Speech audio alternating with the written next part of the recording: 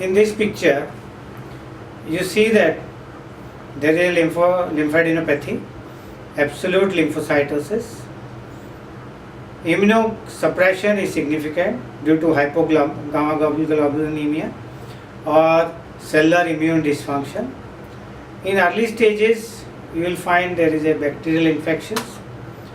Lymphadenopathy may be seen in the cervical, axillary or inguinal lymph nodes. There may be hepatosplenomegaly. Anemia, which may be seen by hemoglobin 10 grams or less. There may be thrombocytopenia, which reflects platelet count, which is 100,000 or less.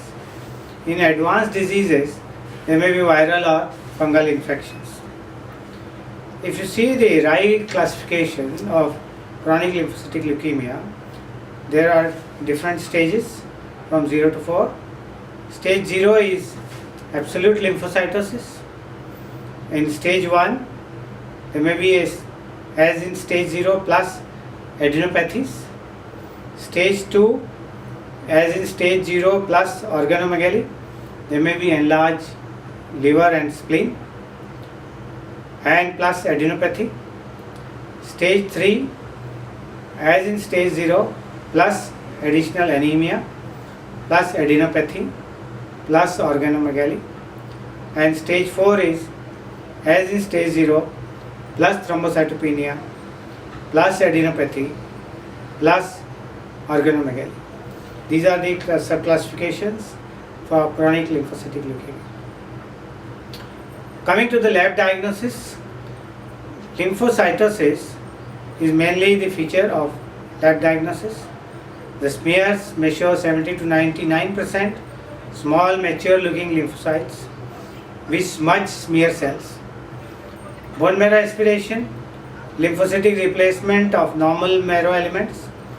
Lymphocyte comprises of 60 to plus minus 35% of the lymphocytes. In early stages, as I said, there may be bacterial infection. In advanced disease, there may be viral or fungal infections.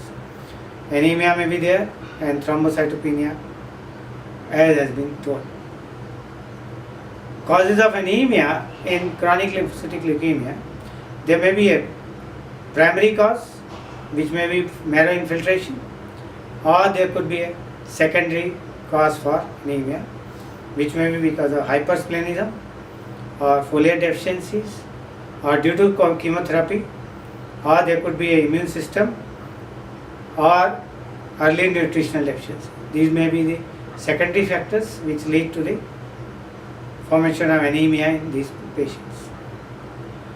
Causes of thrombocytopenia in chronic lymphocytic leukemia, there may be a primary factor, again marrow infiltrate, or there could be a secondary factors because of hypersplenism, chemotherapy or lack of immunity.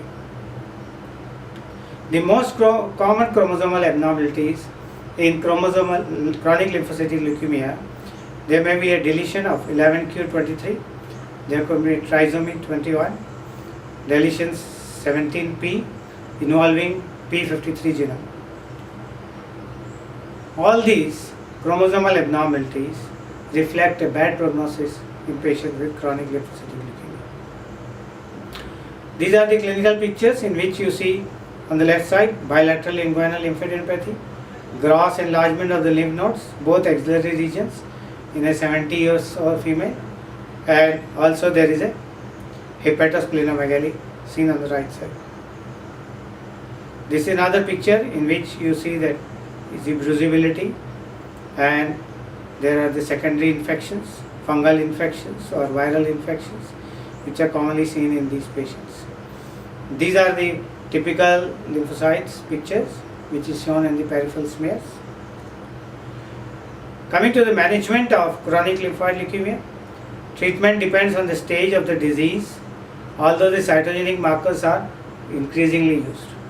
In particular, low levels of ZAP70 indicate good prognosis with no treatment necessary. Conversely, unmuted high levels of ZAP70 indicates a poor prognosis. General supportive treatment, anemia due to hemolysis is treated with steroids. If it is refractory or spilling discomfort is a problem, then we need to do a splenectomy. Anemia due to marrow infiltration is treated with chemotherapy, and when necessary, blood transfusions. Erythropoietin may avoid the need of transfusion in patients on chemotherapy. Infection is treated with antibiotics or prophylactic therapy being given during the period of chemotherapy. Immunoglobulin replacement may be helpful in some cases. Allopurinol is given in patients who have hyperuricemia. We continue the management. There are some specific treatment approaches. Chlorambucil is one of the antibiotics which are chemotherapeutic agents given in a modest doses. Usually reduces the blood count and decreases the lymphadenopathy and splenomegaly. The bone marrow rarely returns to the normal.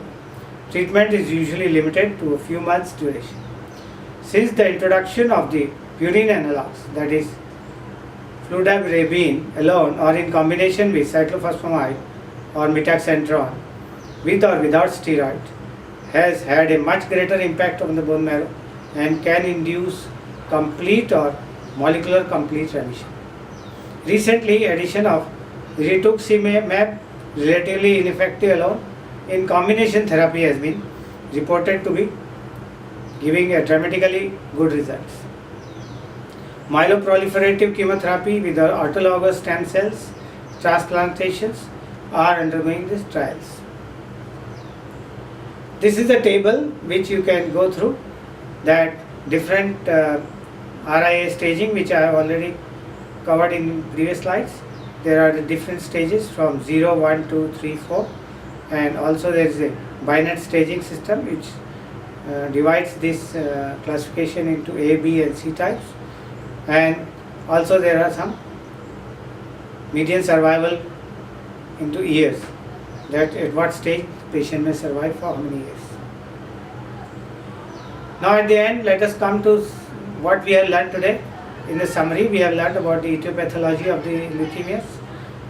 We have learned about the different types of leukemias. We have learned about the genetic abnormalities which are associated with leukemias.